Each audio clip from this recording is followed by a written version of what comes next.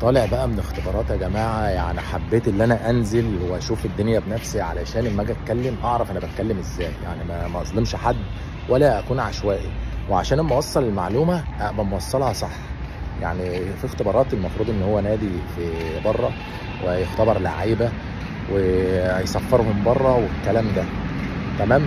فتعالى يلا بينا كده ايه، نشوف نبذه خفيفه كده ونتكلم في الموضوع مع بعض، والكومنتات يا جماعه والمشاركه علشان الفيديو ده يوصل للعيبه اللي هي بيبقى عندها امل وعندها طموح ونفسها تحقق حلمها، تشوف الدنيا ماشيه ازاي والاختبارات بتبقى ازاي والفكره اصلا بيبقى ازاي. يلا بينا. انت كلاعب فوق السن لازم تبقى انت فاهم ان اي نادي بره علشان ياخد لعيبه طبعا بيبقى عنده قوام اساسي، بيبقى نازل مثلا محتاج 3 4 بالكتير قوي.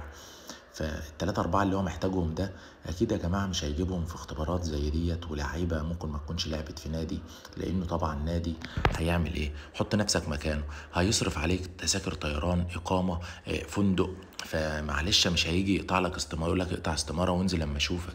حاجة بالعقل يا جماعة. حتى لو أنت لعيب موهوب المفروض بتيجي في السن ده بيبقى عايز لعيبة لعبة دوري، لها إحصائيات. مفيش الكلام ده. لو فعلا حد نازل بيعمل اختبارات اكيد هيختار او هينمي المواهب اللي هي الصغيره من سن مثلا 8 سنين ل 13 سنه، يعني ده اقصى حاجه.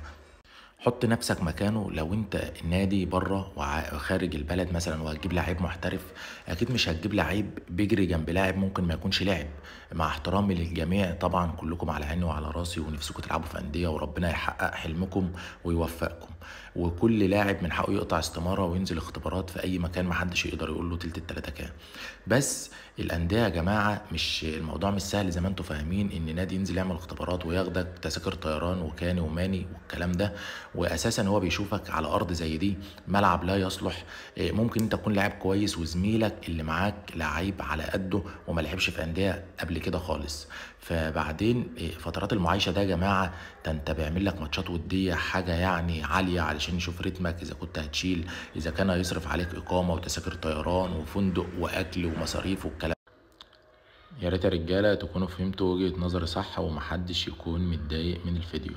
شير للخير. انت بقى رايك ان في حد هيتاخد وان في لعيبه هتسافر وان في نادي من بره مثلا انه ينزل ياخد لعيبه من مصر ويبقى مخليهم مقاطعين استمارات وقاطع الاستماره ونازل اختبارات، اساسا اصلا اللعيبه دي ما لعبتش في انديه، فانت ازاي هتاخد لعيب محترف تعمل له اقامه وتسكنه في فندق؟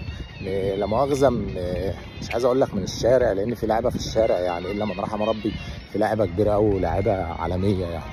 فمش عايزين نعمم يا جماعه، بس هي باينه انت ازاي انت نازل تعمل اختبارات. المفروض تبقى انت مظبط مع كذا وكيل مع كذا سمسار يجيب لك اللاعب المميز، حتى لو في لاعب في اكاديميه يجيب لك اللاعب المميز، عشان اللاعب المميز مفيش لاعب ما بيجي ما يعرفش يلعب، مثلا بيلعب مع اصحابه وجاي اختبارات يبوظ مستواه او يقطع عليه او ما يبصلوش او يبوظ لعبه، او حتى يعرفوا يبصوا مع بعض.